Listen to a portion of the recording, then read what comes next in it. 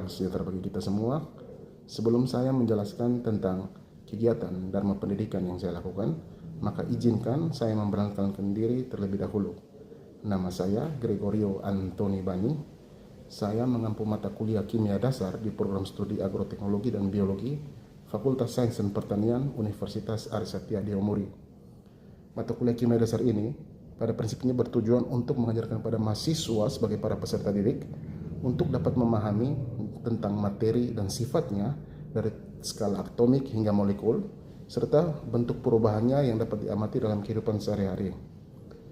Hal ini bertujuan agar mahasiswa mampu memperoleh pemahaman yang baik tentang ilmu biologi dan agroteknologi dengan menggunakan perspektif ilmu kimia. Oleh sebab itu, kompetensi yang ingin dicapai dalam perkuliahan yang akan saya lakukan adalah mahasiswa mampu menganalisis dan mengevaluasi segala persoalan di bidang biologi dan pertanian dengan menggunakan perspektif ilmu kimia. Dalam setiap pertemuan di kelas, saya selalu mendahului kegiatan mengajar dengan diskusi singkat untuk memancing penalaran dan pemahaman mahasiswa dalam menerima materi yang akan saya sampaikan. Setelah itu baru saya dapat menyampaikan materi dengan menggunakan metode ceramah. Baik, sebelum kita mulai perkuliahan kita, mungkin salah satu dari kita untuk memimpin kita dalam doa. Mungkin adik bisa bantu kami. Baik, kita akan mulai dengan doa.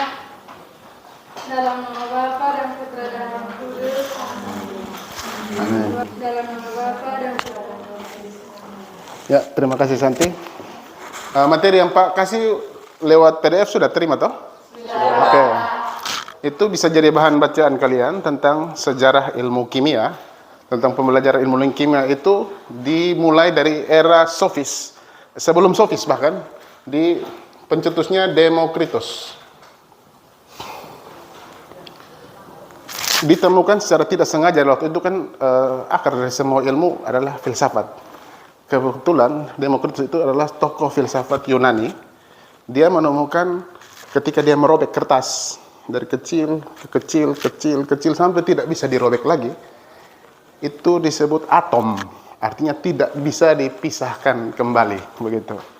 Jadi dalam perjalanan terus ilmu itu mengalami perkembangan, masuk ke era Renaissance, itu dikenal sebagai alkemis, ilmu kimia itu. Prinsipnya ilmu kimia itu kita mempelajari tentang materi, apa yang ada di kehidupan kita, tapi kita lihat dia dari skala atomik dan molekul. Maka kita harus kenal misalnya unsurnya karbon, oksigen, dan lain-lain. Nah, di dalam perkembangan ilmu, otomatis terjadi regularitas, artinya terjadi terus perubahan, seperti melingkar terus-menerus.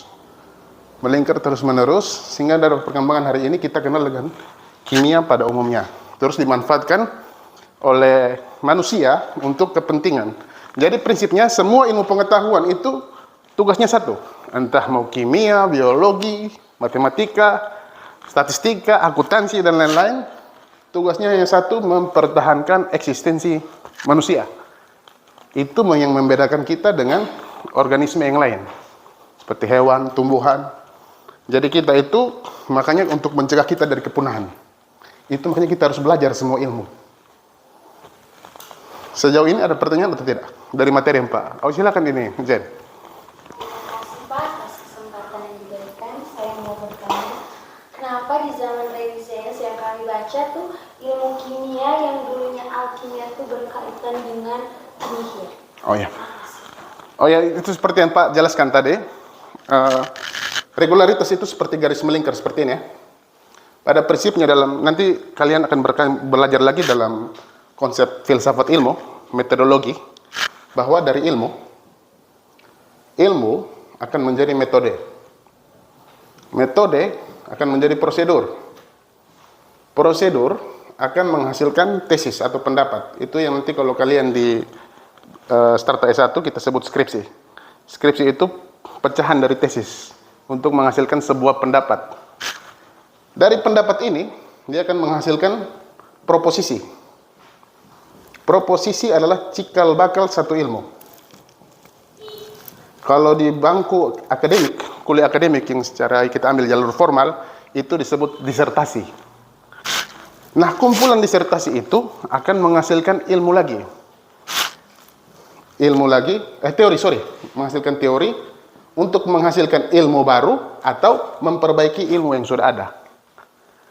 Jadi waktu itu dari era Demokritus itu mulai perenungan, terus mereka percaya bahwa alam ini diciptakan oleh 3 unsur. Kalau kita nonton film Avatar tuh, air, api, udara.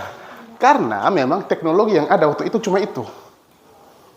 Terus melalui identik dengan era Renaissance tuh, era kegelapan dalam tanda kutip. Kalau kita kembali ke zaman filsafat Eropa, itu ada istilah Renaissance. Nah, orang-orang alkemis itu misalnya dia mencampur bubuk ini jadi ini keluar api. Maka itu disebut sihir karena tidak ada teknologi yang seperti itu waktu itu yang dikuasai secara umum.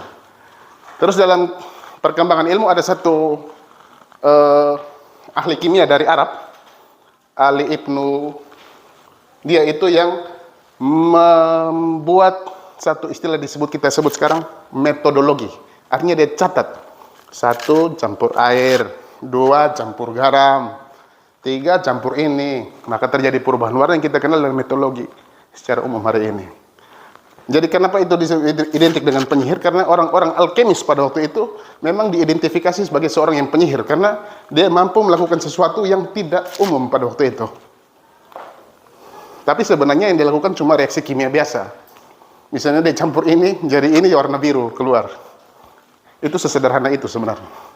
Sudah paham, Pak? Ada pertanyaan lain?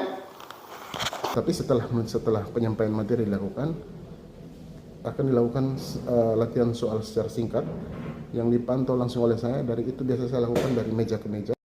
Dengan cara yang sama, tinggal Astuti rubah. Tadi kan di sini ini kan asam sulfat. Nah, kita pakai angka yang sama 0,245 1000 ini. Pak hanya mau lihat logika kalian berpikir karena tadi dia kunci cuma di dia punya valensi.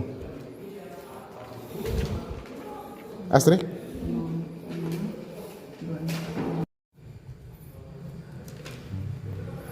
Tadi kan 9,80 itu kita kali. Sekarang kan posisi NaOH yang di depan. Nah, berarti ini kita harus bagi atau kali? Baik. Ya, betul.